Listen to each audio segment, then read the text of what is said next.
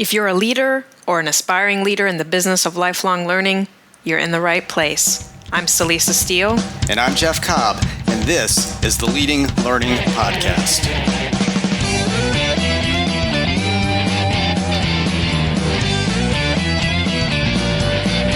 Hey there, and welcome to episode 170 of the Leading Learning Podcast.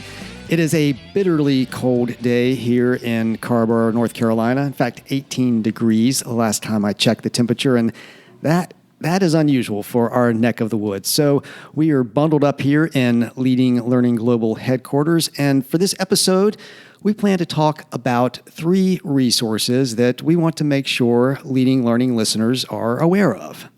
But before we get to those resources, we want to acknowledge the fact that we are recording on Martin Luther King Jr. Day, and so we wanted to share some of his words.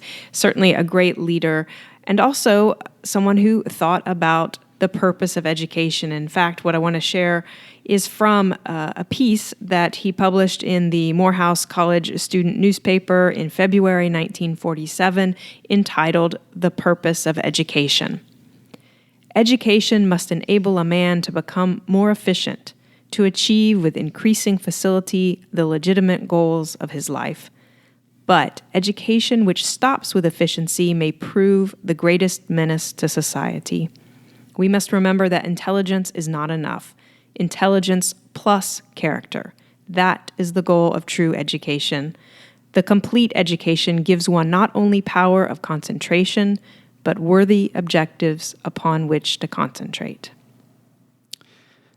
Great words from a great man. And I'm immediately struck with 2 thoughts. One is that I know when I was the age that he would have been when he was writing these words, there is no way on earth I would have been anywhere near as articulate as Martin Luther King Jr. is.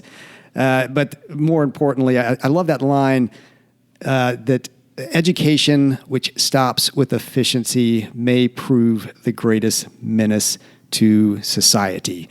And, I think there's probably a lot that can be talked about there, but, too often education seems to be about, you acquire facts, you acquire skills, you require those sort of hard objectives that can be measured. But that really only gets you part of the way there. If you really want to learn, if you want to change, if you want to grow, if you want to have an impact on the world, the society in which you live, it takes character, it takes connecting with people, it takes a deeper level of understanding, of wisdom that I think Martin Luther King Jr. was certainly shooting for in these words. Right, and clearly he had a specific menace in mind in this piece. He's thinking about the really intelligent people who were applying what they knew in support of racism, in support of institutional racism. But I think, as you point out, Jeff, as well, we still certainly have work to do around racism in this country, in the world at large. But even what he's pointing at here in these words even really goes beyond racism. It's just about not only how can we learn, but how can we then apply that learning in a way that really makes for the best possible world for as many people as possible.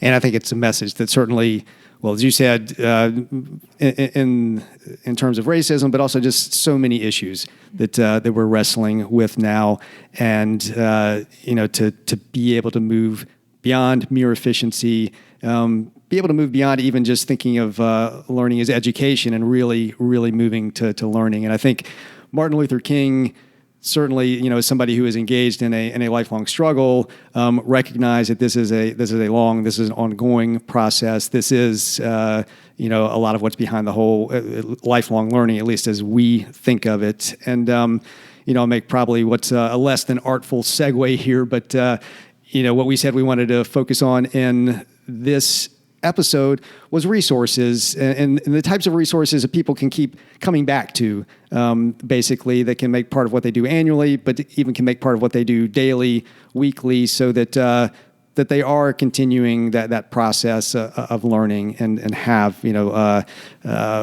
quality resources that they can tap in to for doing that. And so the first resource that we were going to highlight in this episode is our annual Learning Technology Design virtual conference that's coming up in February, and we're now getting into the process of posting the program for that, which is part of the reason that it's top of mind. Also, that it's only about a month away at this point. But we thought we could talk just a bit about that event and some of the themes we're seeing emerge, and talk specifically about some of those program items that we now have for the event. And maybe before we turn to those specific program items, we should explain again why we haven't yet released a program. Often organizers behind a conference will put out a program, months in advance of the event. We really treat it as a hallmark of what we do, that we arrive at the agenda collaboratively, that we really work to engage would-be attendees and then actual attendees as we move beyond just thinking about the event to actually opening up registration and really asking folks to let us know what are they having difficulty with, where are they having problems and challenges, and where are they finding opportunity that they perhaps need help in capitalizing on. And so we really have this back and forth. We'll send one-on-one emails. We'll send emails to our lists, and we'll talk about our list a little later in this program. And we also sometimes send out more formal online surveys, which we did around trends that we talked about in the first podcast episode of 2019. So it's this very collaborative approach.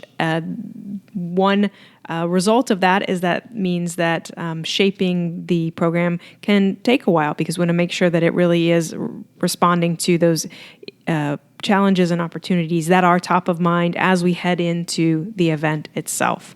So some of the themes that have emerged and that we're going to be addressing at LTD 2019, there's some kind of higher level categories we want to talk about. And one of them is this a category around higher quality learning experiences.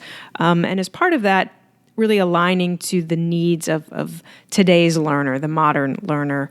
And so we're going to have sessions that look at easier consumption, higher engagement, and greater impact. So how can you design learning so that what learners need to get out of it, they can get out of it. So it's easier consumption, but that it also really has high engagement and really high impact as well, so that you're not short-circuiting any of that engagement and impact just because it's easier to consume, but you are also trying to respond to that reality of us all having more and more demands on our time and schedules. And then we're going to have Don't Just Learn It, Do It, micro lessons focused on practice and application. We're continuing to get a lot of input from folks that they are interested in microlearning. More and more organizations moving into microlearning. This has been trending for quite a while now, but it's continuing to be top of mind for folks. So we definitely wanted to make sure that we're offering some content around that. So a session specifically focused on designing micro lessons that really work. And then also we're going to have a session that looks at repurposing live recorded sessions. So, maybe you have a conference or you have place-based workshops and you're capturing it. You have that subject matter expert there. You have those learners there in person, and you're capturing that via video. Well, this session is going to focus on how to make use of those assets that you have, those recordings, but also acknowledging that that's not a particularly effective or engaging tactic to just post those recordings online. So what can you do to build engagement and activity, and to really make sure that learning transfer still happens as well for folks who weren't in the actual room with the subject matter expert? So those are three that relate directly to higher quality learning experiences, aligning with that modern learner. These aren't the only areas we'll be talking or relating to that theme. That's going to kind of pervade the whole experience. And we should mention that you can see these titles and all of the program titles that we're starting to post if you just go to ltd.tagoras.com. That's kind of the informational and registration page for the event. We'll also say that we've put a real emphasis on getting practitioners involved in leading most of learning technology design. We do have some consultants who also deliver expert content. But for example, the Designing for Today's Learner, that's Todd Slater, who's at NIGP, the Institute for Procurement. We have Megan Moore and Elizabeth Roca from the Illinois Institute for Continuing Legal Education that are doing the repurposing the live attended sessions to build engaging online content. And then Diane Elkins, who's with Artisan eLearning, she is who's going to be doing the micro-learning session. So we've got great people lined up to deliver these sessions. Another theme area that we've seen emerging is around data, around leveraging data. And so we have at least a couple of sessions that are really focused on data. One is a picture is worth more than 1,000 rows of data. So really looking at using data analytics and visualizations so that you can better understand your learning business. And then that's going to give you insight so you can take action. What products do you build? Which products do you need to revise? Which products might need to be sunsetted? And then we're also going to have a session around beyond traditional measurement. So looking at the unknown, unexpected, and underappreciated impact of our educational interventions.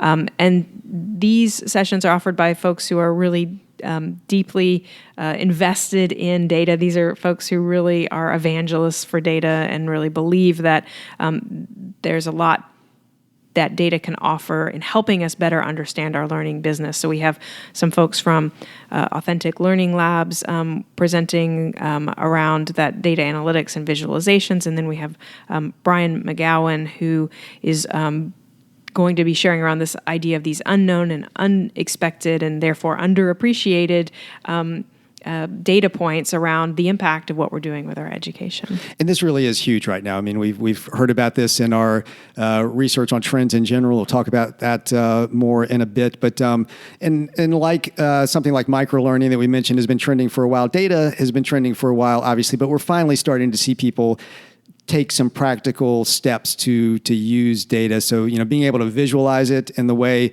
that we'll see in the session that the Authentic Learning Labs folks are doing. But then I'm really fascinated by what Brian McGowan is doing and figuring out ways that you're having impact that you may not even have been aware of before, and some ways to get at that and to measure that, which I think is really something that's important for so many learning businesses at this point. So data, definitely a big theme area. And again, it won't just be in these two sessions. You're going to see discussion of data kind of pervade what we talk about at LTD, but these two are specifically focused on it.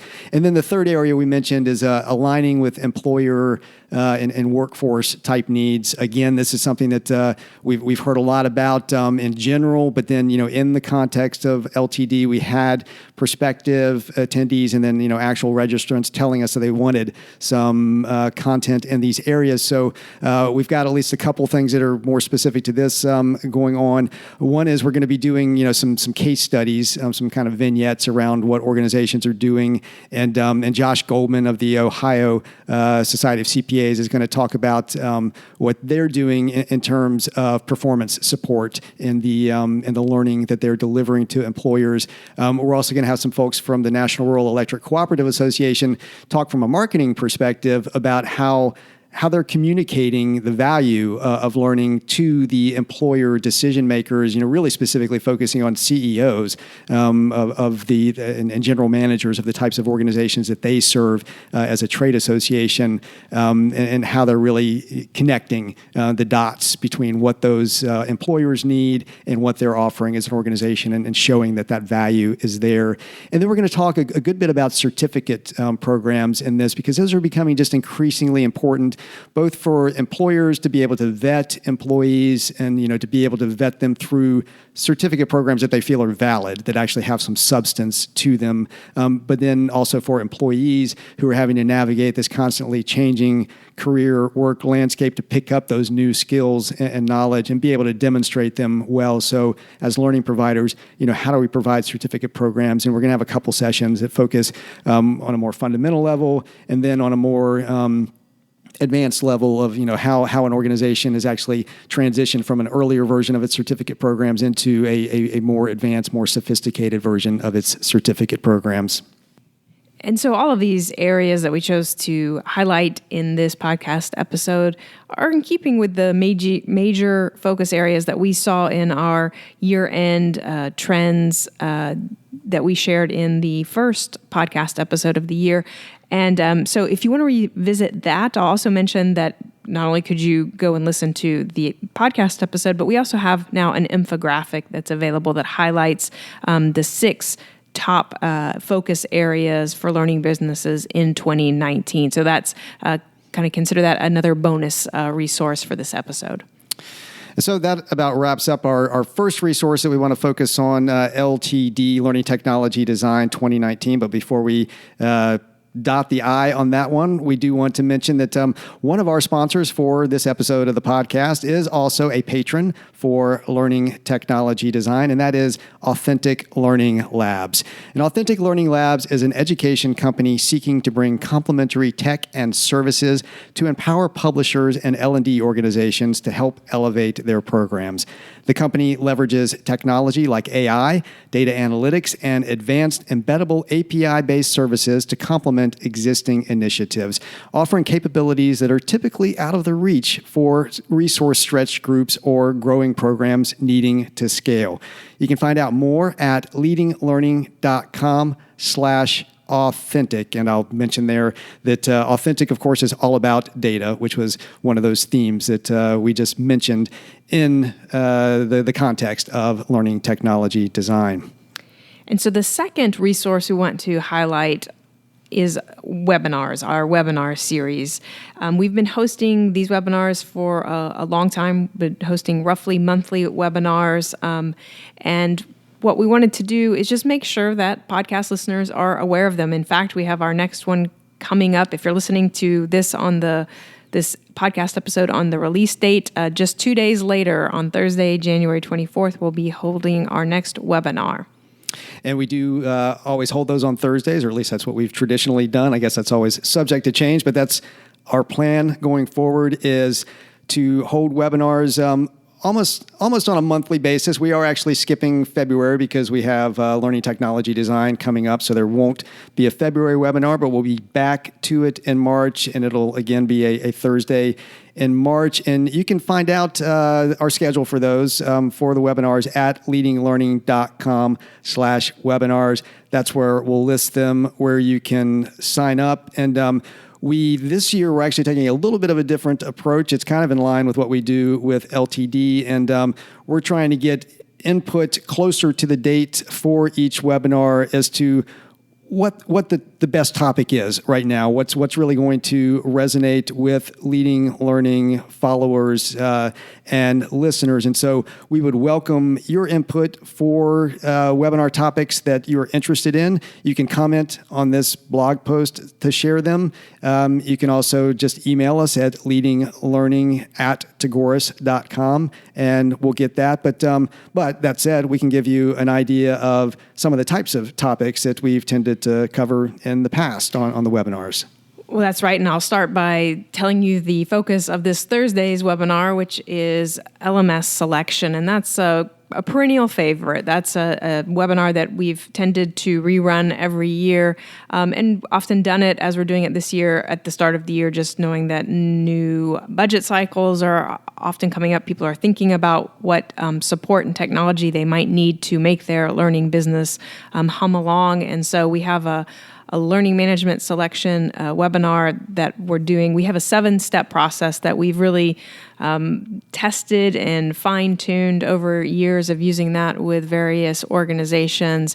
And so that's the focus for this Thursday's January 24th webinar. But as you said, Jeff, we've kind of left the topics for the rest of this year as TBD at this point, but we will make sure that they're in keeping with what we see as important aspects of what it takes to run a successful learning business. And as you said, we can share some of what we've talked about in the past. We've talked about setting strategy for your learning business, and what does that actually look like? What does that actually mean?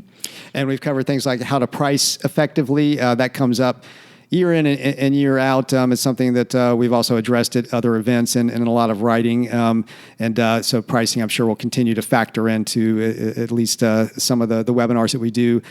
Social learning, building capacity in your learning business, market assessment, being able to assess your market and figure out what it is that your learners actually want and need. So those are just some of the types of topics we've covered. We'll give you an idea of what the webinars are all about. And so again, you can go to leadinglearning.com/webinars to sign up for upcoming webinars and to leave us a comment if you want to make a suggestion. And so with that, one last note on the webinars. I mean, Jeff, you mentioned at the beginning that most of what we're discussing here today are free resources that we make available. That's right. LTD was the one exception. So the webinars are available for free.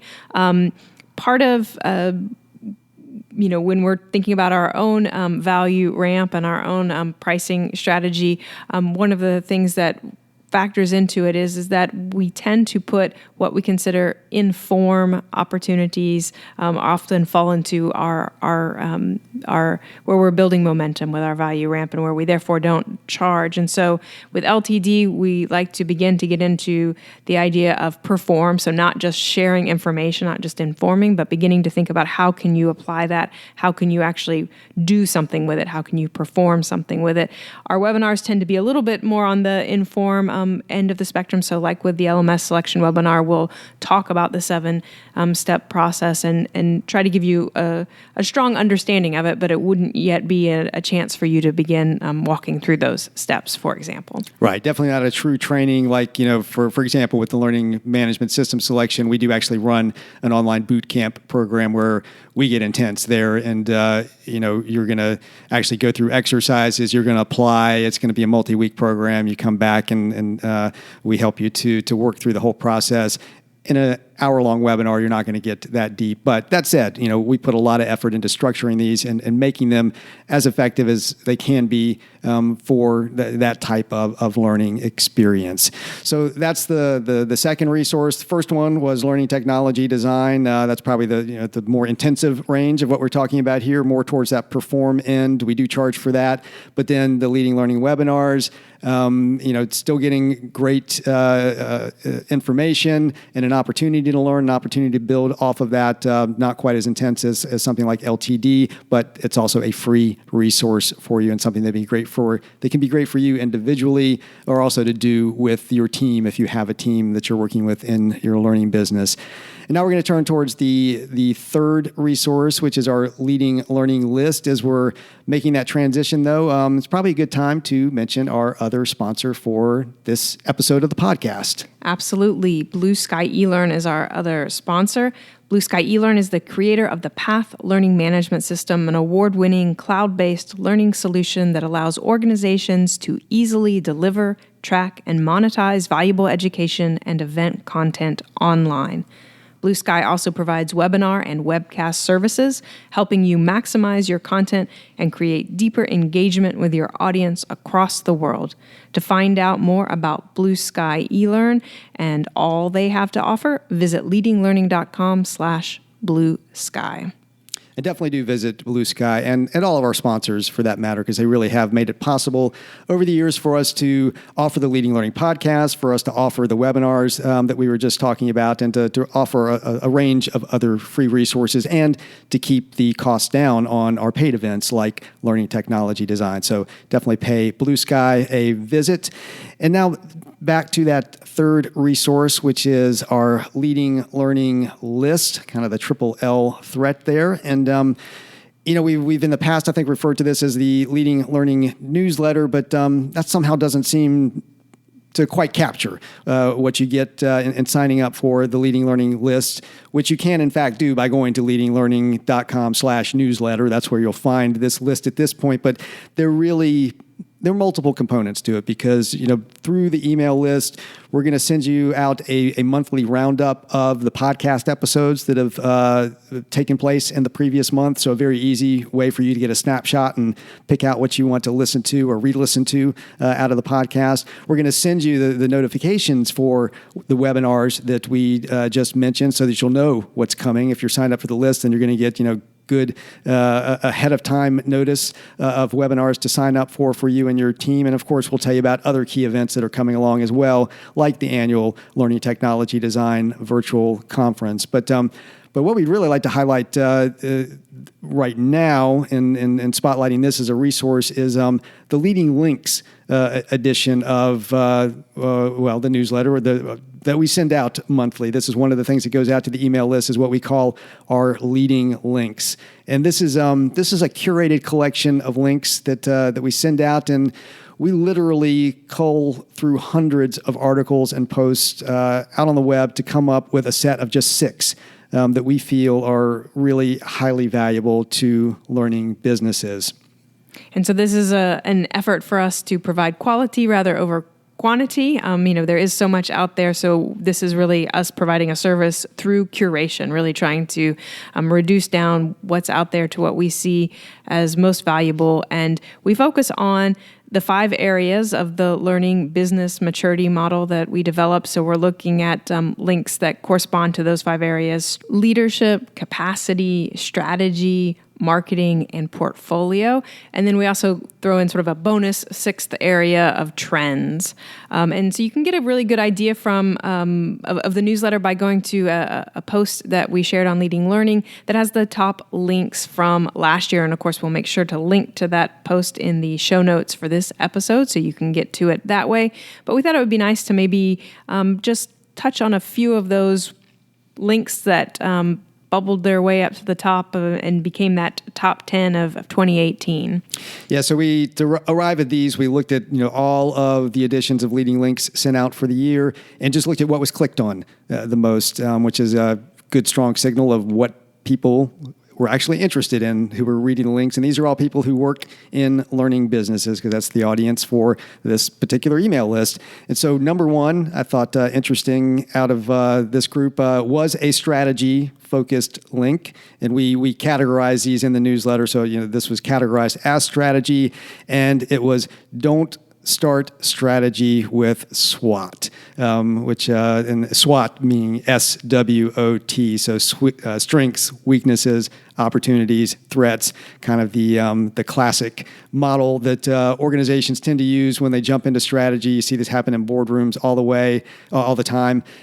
This was something posted on Innovation Excellence, which is a blog that we tend to reference a fair amount on Leading Learning, and sort of did my heart good to, I actually have to wonder what the motivations are behind people clicking on this one. I think people probably use SWOT a lot, so they wanted to find out why would you not start strategy with SWOT, and saying it did my heart good to see this post because we feel that way. We're not huge fans of SWOT, or at least we feel like it gets overused or it gets used as a crutch a lot of the time. SWOT can be useful, but the problem with SWOT is you have a bunch of people sitting around in a room, with their particular set of perspectives and biases, and capturing this sort of one very biased snapshot of the organization and then moving from there into developing strategy, which is almost always a recipe for not getting the best possible strategy. So we encourage you to check out this Don't Start Strategy with SWOT article so you can find out a little bit more about the perspective of this writer, because I just shared my perspective or our perspective, but you'll need to actually go and look and see what Matthew May, who wrote this on Innovation Excellence, has to say about SWOT. And so the number 2 link, so the second most popular from 2018 that we sent out, was from an article that Patty Shank wrote, and it's called What Research Tells Us About Chunking Content. And I think this is just a really practical article. It's great. It's short. Patty really does a good job of taking all her expert knowledge and really synthesizing it down to provide really the essence of chunking. And, I think the part of the big takeaway is that chunking is not just breaking things up, into smaller pieces. kind of anybody can do that, right? We can chop here, chop there. We've got chunks. But no, her point really is that it's about you have to break things up so that you're maintaining meaning, or you're actually supporting meaning, you're supporting logic, you're supporting sequence.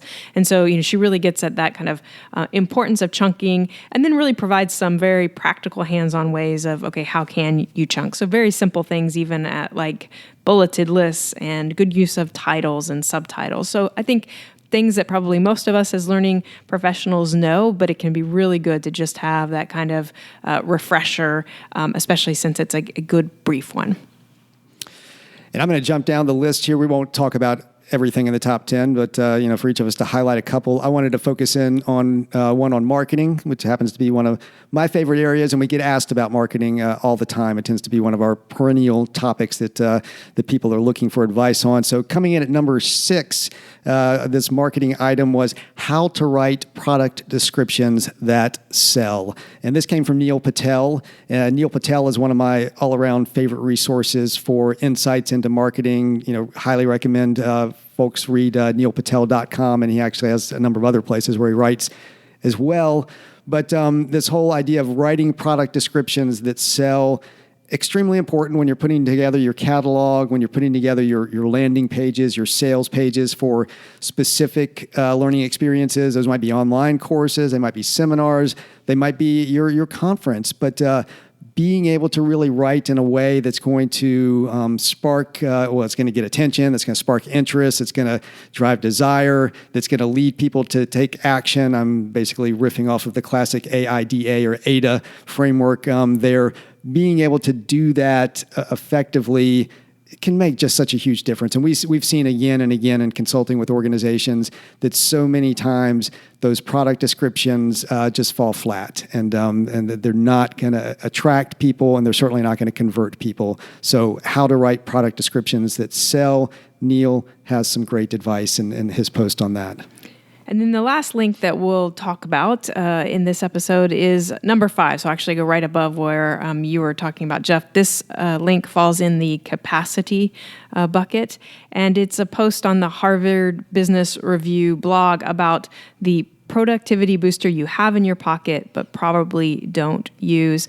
And I really like this one because basically the author's making the point that we should be making better use of our virtual assistants, the Siri that you might have if you have an iPhone, your Hey Google if you're on other devices, but that we have these tools that we aren't making use of. And I guess the perspective I would add is as we've been thinking about artificial intelligence and the impact on learning and living, for that matter, there's still this tendency to think about artificial intelligence as something that's kind of out there and yet to come. And yet we're really already seeing the beginning of it. We already have it in our life. And so if nothing else, think of making use of this, not necessarily as a productivity booster, as the Harvard Business Review blog post is arguing for, but just as a way of getting your feet wet in artificial intelligence and beginning to think through some of the implications for your own learning, meaning what you need to learn, and also the learning that you're providing out to your customers, your members, and your learners. So those are some of our highlights from that top 10 list. But again, if you go to the show notes for this episode at leadinglearning.com/episode 170, you'll see a link to that top 10 post, and you can see some of the other gems that we gathered together there. Definitely a lot of value in that post. And we'll mention, too, as kind of a bonus to this resource that we, throughout any given month, as we're finding links that are interesting and that we may want to include in the Leading Links edition, we'll post them to Facebook. We have a Facebook page at facebook.com/leadinglifelonglearning. And if you go there, you'll see the candidates for this curated Leading Links post pop up on Facebook. So just a good resource to follow there. And we do also send them out on Twitter and LinkedIn, just less consistently. Facebook is the place to really get those. So that's basically the three resources we wanted to present. First of those was Learning Technology Design 2019, our virtual conference. If you go to ltd.digoras.com, you'll see that we're now posting the sessions that will be part of LTD, and a lot of people have been waiting for those. And we discussed some of the themes that we saw that drove those sessions and what those sessions are going to be. So we encourage you to check that out. And if you're not already registered, we'll hope you'll join us at LTD 2019.